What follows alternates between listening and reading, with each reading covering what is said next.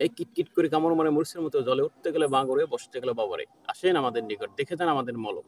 লাগানোর সাথে সাথে অ্যাকশন। না, আমি মলমের কথা কই নাই, ভুল হয়েছে।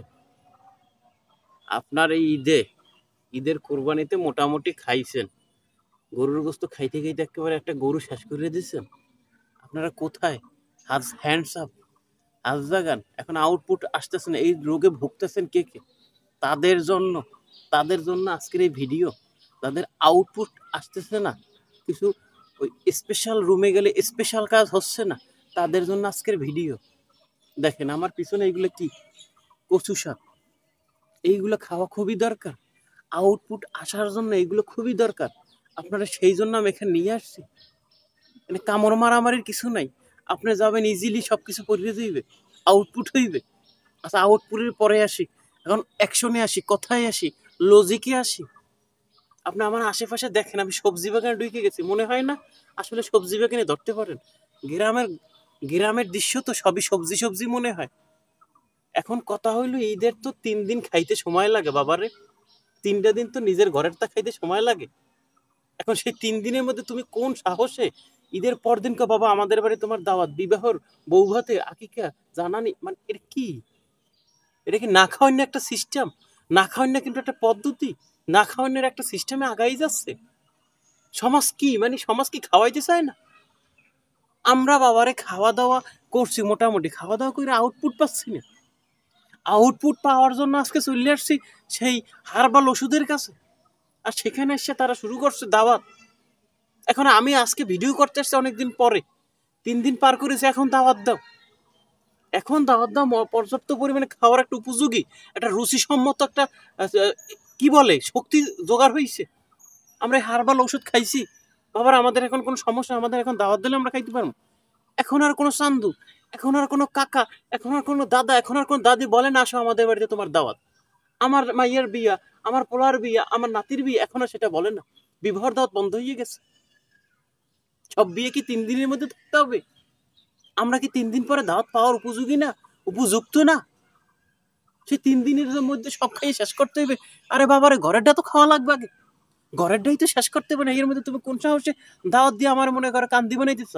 নাম করা বা খাওয়াইছে একটা গরু, একটা গরু কি সম্ভব? না, এখন এই দাওয়াত টাওয়াত দেওয়া বন্ধ হয়ে গেছে, এখন আর কেউ দাওয়াত দেয় না, এখন আর কেউ ডাকে না। এখন এই এই ডাকাটা কি বন্ধ হয়ে গেছে? আমরা হারবাল, মানে হারবালের এলাকায় চলে আসছি। এখান থেকে পর্যাপ্ত পরিমাণে খাবার দাবার, এই যে আমার পিছনে দেখেন খাবার দাবার আছে, এখান থেকে এটা খাইয়া একটা শরীরের একটা আউটপুট বাড়ি করছি। এখন আউটপুট যাওয়ার পরে এখন ইনপুট দেওয়ার সময় আসছে। এখন শরীরই বলতেছে আমাকে দাও, আমাকে দাও, আমাকে দাও। এখন আর দেওয়ার মতো পাবলিক খুঁজতে পাচ্ছি না। এখন আর কেউ বিয়ে হয় না, এখন আর কেউ দাওয়াত দেয় না, ঢোলের বাড়ি শুনি না। ঢোল বাজাও, পর্যাপ্ত ঢোল বাজাও, বিবাহ শাদী করো, মিষ্টির দাওয়াত দাও, গরুর গোস্তের দাওয়াত দাও, রোস্ট খাবো। না, সেটা সব বন্ধ হয়ে গেছে, এখন আর খাওয়াইবে না। এখন আর তারা সেটা খাওয়াইবে না, আর আমরা খাওয়ার জন্য প্রস্তুত হয়ে আছি। যা খাওয়া হয়ে গেছে 3 দিনের মধ্যে গেছে, এখন আর খাওয়া খেয়ে হইবে না, এখন আর খাওয়াইবো না। বুঝি না বাবা, সিস্টেমে বুঝি না, খাওয়া খেয়ে বন্ধ হয়ে গেছে কেন? আমরা একটা সিস্টেমে আগাইছি, আমরা একটা পদ্ধতি পন্থা অবলম্বন করে সামনের দিকে অগ্রসর হয়েছি যে আমরা দাওয়াত খামো, এখন আর দাওয়াত খাওয়াইবো না। এই দুঃখে, এই দুঃখ কার কাছে বলি? বলার মতো একটা অপশন বা একটা সিস্টেম বা একটা প্রতিকূল পরিবেশ সৃষ্টি হওয়ার মতো কোনো সিস্টেম দেখি না। এখন আমরা খাইতে পারি, এখন আমাকে খাওয়াইবো না। যখন আমরা খাইতে পারি না, তেল্লু মাথা সবাই তেল দেয়, তার একটা প্রমাণ ঈদের টাইম।